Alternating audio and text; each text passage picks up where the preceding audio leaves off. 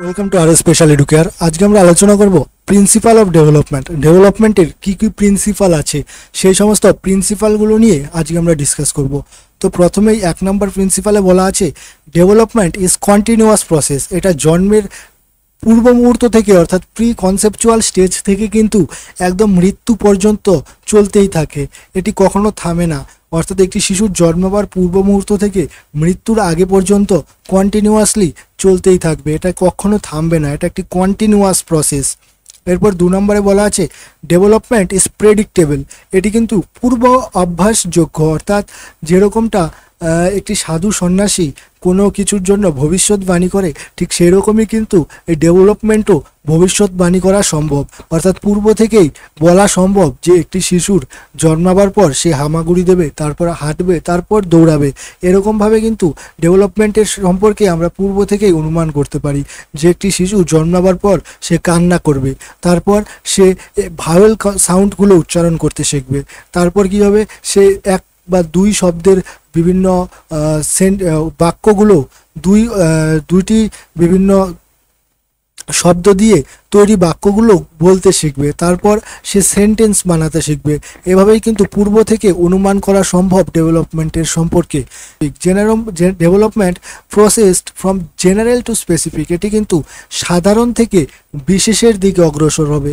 অর্থাৎ একটি শিশু জন্মাবার পর সে কিন্তু সমগ্র শরীর ব্যবহার করে কোনো জিনিস ধরতে চায়, এবং ধীরে ধীরে সে যখন ম্যাচিউর হয়, ধীরে ধীরে তার মধ্যে যখন ডেভেলপমেন্ট আসতে শুরু করে, সে কিন্তু নির্দিষ্ট হাত বা আঙ্গুলের সাহায্যেই কোনো জিনিস ধরার চেষ্টা করে। অর্থাৎ প্রথমে জেনারেল ডেভেলপমেন্ট হবে একটি শিশুর মধ্যে, তারপর কিন্তু পার্টিকুলার সে স্পেসিফিক কাজগুলো করার জন্য স্পেসিফিক অঙ্গের ব্যবহার করবে। অর্থাৎ স্পেসিফিক ডেভেলপমেন্ট শিশুর মধ্যে পরে আসবে। প্রথমে জেনারেল দিয়ে শুরু হবে, পরে স্পেসিফিক আসবে। এরকমটা নয় স্পেসিফিক টু জেনারেল, এরকমটা হবে না, জেনারেল টু স্পেসিফিক হবে। এরপরে 4 নম্বরে বলা আছে development processed from head to toe. অর্থাৎ ডেভেলপমেন্ট কিন্তু মাথা থেকে পায়ের দিকে হবে। একটি শিশু জন্মাবার পর সে কিন্তু সবার প্রথমে মাথা নাড়াতে শেখে, অর্থাৎ মাথা এদিক সেদিক নাড়াবে, তারপর কিন্তু সে বসতে শিখবে, অর্থাৎ বসে হামাগুড়ি দিতে শিখবে, অর্থাৎ কোমরের ডেভেলপমেন্ট হবে। তারপর শেষে তার পায়ের ডেভেলপমেন্ট হবে, পায়ের ম্যাচুরিটি আসবে, তখন সে হাঁটতে শিখবে, দৌড়াতে শিখবে। অর্থাৎ মাথা থেকে পায়ের দিকে ডেভেলপমেন্ট হবে। আর এই ডেভেলপমেন্টকেই কিন্তু সেফালো কাউডাল ডেভেলপমেন্ট বলা হয়। অর্থাৎ বিকাশ মস্তিষ্ক থেকে পায়ের দিকে ঘটে। এরপর 5 নম্বরে বলা আছে development moves from inner to outer. এটা কিন্তু কেন্দ্র থেকে পরিধির দিকে হয়, অর্থাৎ সমগ্র বাহু ব্যবহার করবে, তারপর হাতের থাবা ব্যবহার করে ধরবে, তারপর একটি নির্দিষ্ট আঙ্গুল অর্থাৎ পার্টিকুলার আঙ্গুল ব্যবহার করে কোনো কাজের জন্য বা কোনো কিছু ধরার জন্য ইউজ করবে। অর্থাৎ ডেভেলপমেন্ট ইজ প্রক্সিমো ডিস্টাল, অর্থাৎ কেন্দ্র থেকে পরিধির দিকে অগ্রসর হবে ডেভেলপমেন্ট ধীরে ধীরে। এরপর 6 নম্বরে বলা আছে development is influenced by both heredity and environment.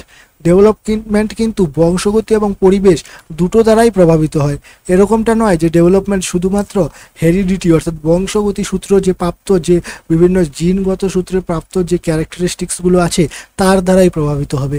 এরকমটা নয় যে বংশগতি তার বংশ পরম্পরা ভালো থাকলেই শিশু ভালো কোনো বেটার পারফর্ম করে দেখাবে, এরকমটা নয়, তার পরিবেশও কিন্তু সমানভাবেই গুরুত্ব ফেলে। অর্থাৎ হেরিডিটি ইনটু এনভায়রনমেন্ট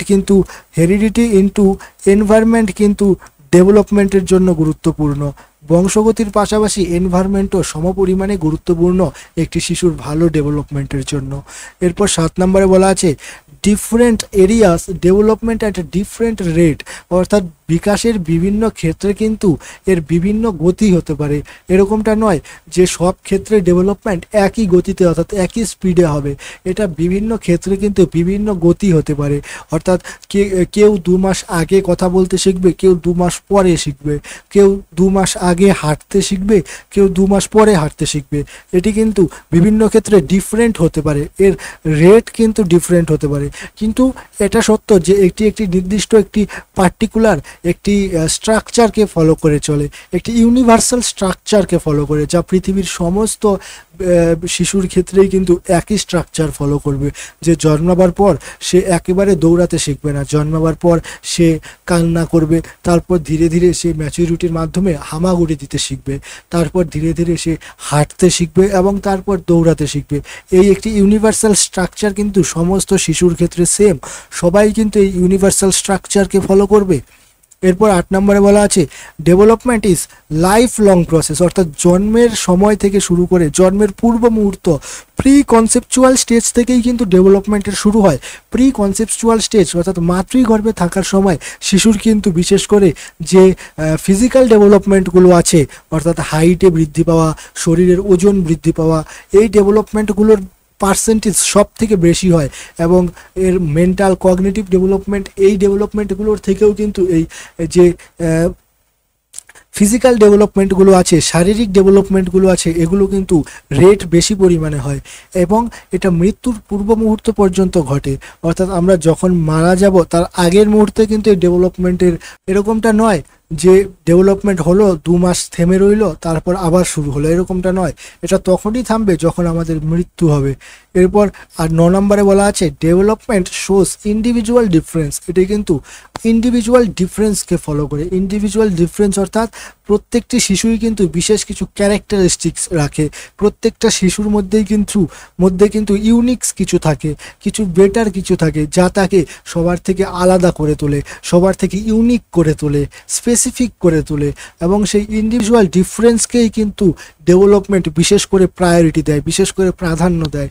এবং সেই ইন্ডিভিজুয়াল ডিফারেন্সের জন্যই কিন্তু কেউ 2 মাস আগে হাঁটতে শেখে, কেউ 2 মাস পরে হাঁটতে শেখে, কেউ 2 মাস আগে কথা বলতে শেখে, কেউ 2 মাস পরে কথা বলতে শেখে। অর্থাৎ প্রত্যেকটি শিশুই কিন্তু আলাদা আলাদা ইন্ডিভিজুয়াল ডিফারেন্সকে ফলো করবে। অর্থাৎ এটিই কিন্তু ডেভেলপমেন্টের একটি গুরুত্বপূর্ণ ক্যারেক্টারিস্টিক্স। এরপরে বলা আছে 10 নম্বর পয়েন্টে ডেভেলপমেন্ট ইজ সিকোয়েন্সুয়াল, এটি একটি নির্দিষ্ট সিকোয়েন্সকে ফলো করে।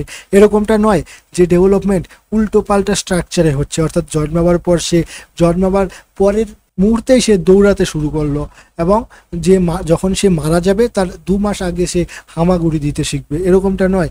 এটি একটি ইউনিভার্সাল স্ট্রাকচারকে ফলো করবে, একটি সিকোয়েন্স অনুযায়ী চলবে, যে সেই সিকোয়েন্সটা পৃথিবীর সবার জন্য সেম, ইউনিভার্সাল ট্রুথ হবে সেটা। অর্থাৎ জন্মাবার পর সে হামাগুড়ি দেবে, তারপর হাঁটবে, তারপর দৌড়াবে, এই যে স্ট্রাকচার, এই স্ট্রাকচারকেই কিন্তু ফলো করে। সেরকম সেটা কথা বলার ক্ষেত্রে অর্থাৎ ল্যাঙ্গুয়েজ ডেভেলপমেন্টের ক্ষেত্রেও কিন্তু সেম। একটি শিশুই কিন্তু জন্মাবার পরেই কথা বলতে শেখে না, জন্মাবার পর সে কান্না করতে শেখে। অর্থাৎ কান্নার মাধ্যমেই কিন্তু শিশুর ল্যাঙ্গুয়েজ ডেভেলপমেন্টের প্রথম ধাপ শুরু হয়।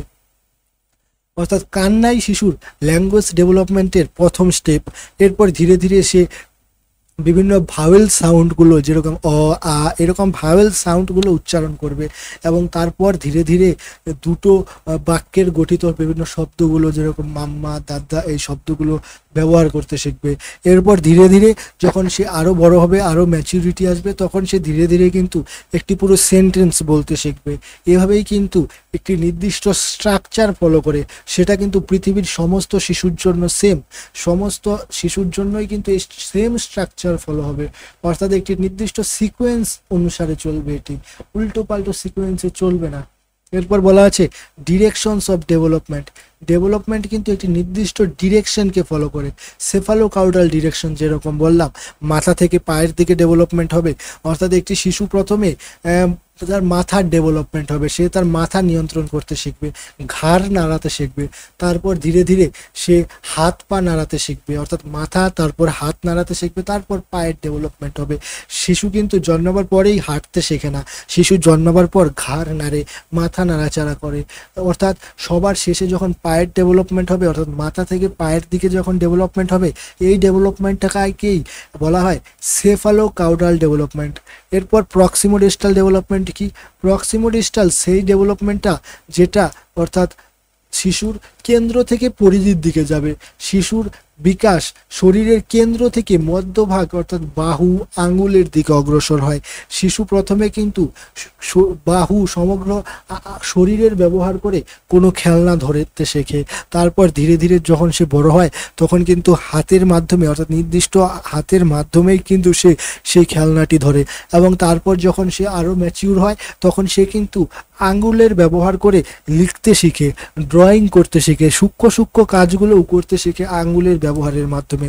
অর্থাৎ কি এখানে কি বোঝা গেল, শিশুর ডেভেলপমেন্ট কিন্তু শরীরের মধ্য দিক থেকে অর্থাৎ শরীরের কেন্দ্র থেকে হাতের দিকে, তারপর আঙ্গুলের দিকে অর্থাৎ সেন্টার টু পেরিফেরির দিকে অর্থাৎ কেন্দ্র থেকে পরিধির দিকে অগ্রসর হয় ধীরে ধীরে। একেই কিন্তু প্রক্সিমোডেস্টাল ডেভেলপমেন্ট বলে। এরপর জেনারেল টু স্পেসিফিক, যেরকমটা বললাম, শিশু প্রথমে সাধারণভাবে নাড়াচাড়া করতে শেখে, শরীরের সমগ্র অঙ্গকে নাড়াচাড়া করতে শেখে।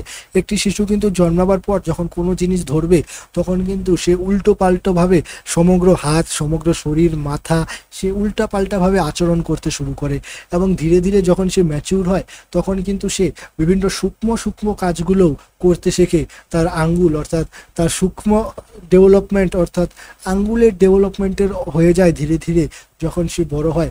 অর্থাৎ ফাইন মোটর স্কিল অর্থাৎ সে কিন্তু তার মধ্যে সূক্ষ্ম জিনিস ধরার জন্য যে ডেভেলপমেন্টটা প্রয়োজন, ফাইন মোটর স্কিলের ডেভেলপমেন্ট, সেটা কিন্তু তার বয়স বৃদ্ধির সাথে সাথে হয়। এটাই কিন্তু জেনারেল টু স্পেসিফিকের একটি গুরুত্বপূর্ণ বৈশিষ্ট্য।